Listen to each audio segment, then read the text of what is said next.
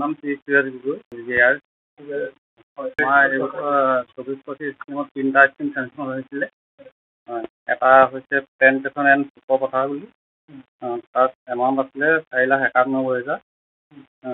খৰচ হৈছে 2,57,815। আৰু দুটা এটা প্লেণ্টেশ্যন এণ্ড গোহাঁইগাঁও নিয়েৰ হাঁহচোৱা ৰেজিষ্টেড স্কুল, তাতো আছিলে 4,91,000। তাত আছিলে 3,86,697। আনটো প্লেণ্টেশ্যন এণ্ড গোহাঁইগাঁও, সেইটোতো একেই ছেম এমাউণ্ট আছিলে 4,57,575। তাত খৰচ হৈছে 3,67,524। আমাৰ পঞ্চায়তৰ দ্বাৰা কামবিলাক কৰা হৈছিলে। আমাৰ সেইটো কেতিয়া আছিলে স্কিমটো? 24-25 হয়। আপোনালোকৰ পঞ্চায়তৰ ফালৰ পৰা এই গছ পুলিসমূহ যিবোৰ আপোনাক প্লেণ্টেশ্যন কৰিছিলে, ৰোপণ কৰাৰ পিছত আপোনালোকে চোৱা চিতা কৰিছে নেকি? গছ পুলি এতিয়া চোৱা চিতা মানে এবাৰ আমি চাফা কৰা হৈছে। কিমান গছ পুলি দিয়াই আছে?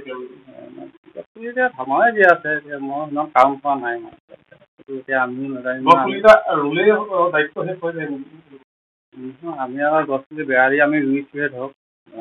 চৰকাৰী আঁচনি এইটো কিমান সফল ৰূপায়ণ হৈছে ধৰক আপুনি? সফল মোটামুটি আমি গছটো ৰোৱাটোতো ৰুইছোৱে, তাত এতিয়া ধৰক জনসাধাৰণৰ সহায় সহযোগটোহে মেইন কথাটো। আমি গছ পুলি ৰুই গ'লে হৈ যায় ন? গছ পুলি ৰুই গ'লেতো শেষ নহয় বাৰু কথাটো। আমাৰ প্ৰতিপালনৰ দায়িত্ব থাকে। এইটো দায়িত্বটো কাৰোবাক দিয়া হৈছে নেকি? তেনেকৈ প্ৰাইভেটকৈ ব্যক্তিগত কৰিছিলে, মানে ধৰক কোনোবাইতো ৰুইছিলে আঁচনি ফাণ্ডত ৰুইছিলে নে এইটো প্লেণ্টেশ্যন বুলিয়ে ৰুইছে মেইনটেনেঞ্চৰ ফাণ্ড আছিলে। মেইনটেনেঞ্চৰ বুলি তেনেকৈ ময়ো ভালকৈ ইমান নাজানো। মানে কি অৱশিষ্ট এইটো পইচা বাকী আছে। হয়, সেইটো মেইনটেনেঞ্চৰ নামত আছিলে ভৰা চৰা বা এনেকুৱা প্ৰতিপালনৰ কাৰণে। আচলতে প্ৰকৃততে এটাও যে গছ পুলি আমি যিকোনো অৱস্থাত দেখা নাই, আচলতে কি ক'ব এই সন্দৰ্ভত? এতিয়া আমিতো যেতিয়া চাফা চিকুণ আমাৰতো 2-3বাৰ আমি চাফা চিকুণ কৰিছোঁ, সেইটোত আমাৰ গছ পুলিটো জীয়াই আছিলে। এতিয়া বৰ্তমান নাই। এতিয়া যদিও নাই, আমি মানে মন কৰা নাই। আপুনি যদি কৈছে আমি নাজানো বাৰু। আমি যেতিয়া চাফ চিকুণ কৰিছিলোঁ তেতিয়া কিন্তু গছ পুলি জীয়াই আছিলে।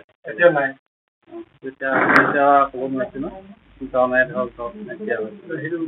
আমাৰ আগৰ চাফ চিকুণ কৰা বা কাম কৰা আমাৰ হেৰি আছে বাৰু।